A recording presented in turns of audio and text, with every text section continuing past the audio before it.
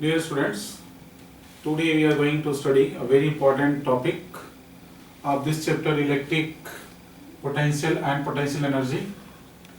Name of today's topic is work done in rotating electric dipole inside the uniform electric field. Listen once more. Work done in rotating an electric dipole inside the uniform electric field. Let there is a uniform electric field having strength E.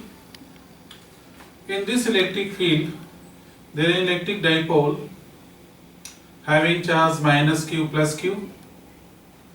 Dipole moment P directed from negative to positive.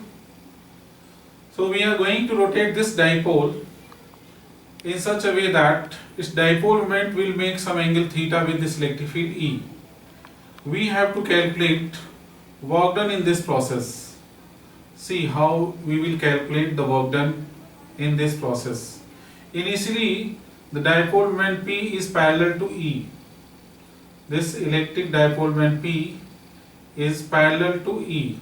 But after some time, after rotation by some angle theta, the dipole moment P is making some angle theta with E. We have to calculate work done in this process.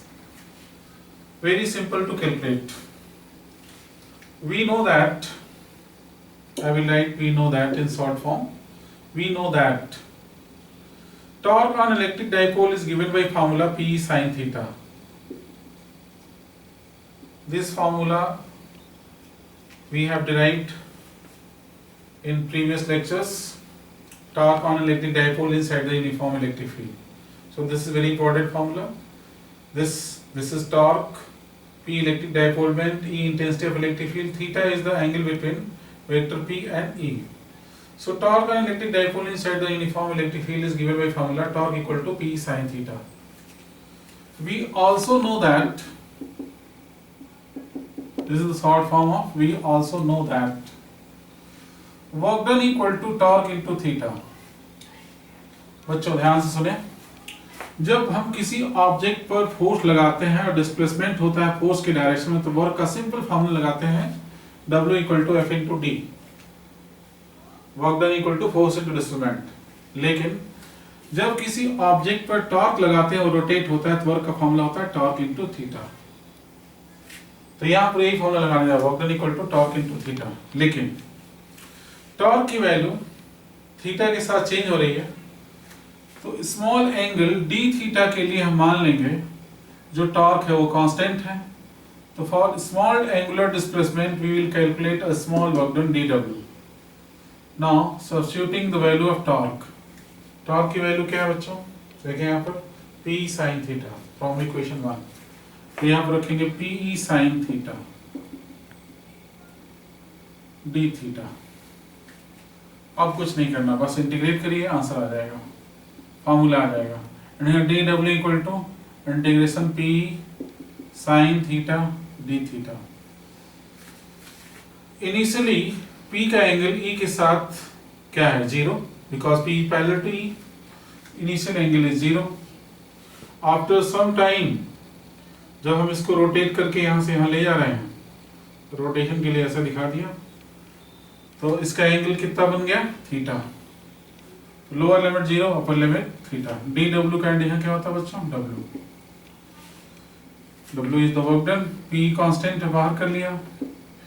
Sine theta का integration होता है minus cos theta. Lower limit zero, upper limit theta. बच्चों minus sign से हम limit का order को change कर सकते हैं, जीरो को ऊपर थीटा को नीचे कर सकते हैं। माइनस साइन से लिमिट का ऑर्डर बदलने जा रहे हैं। W equal to P cos theta लिख दिया, माइनस हटा दिया, लेकिन लिमिट का ऑर्डर बदल देंगे, जीरो ऊपर थीटा नीचे। So W equal to P cos zero upper limit minus cos theta lower limit. Now next step, यहां देखें लेफ्ट साइड में वर्क डन P,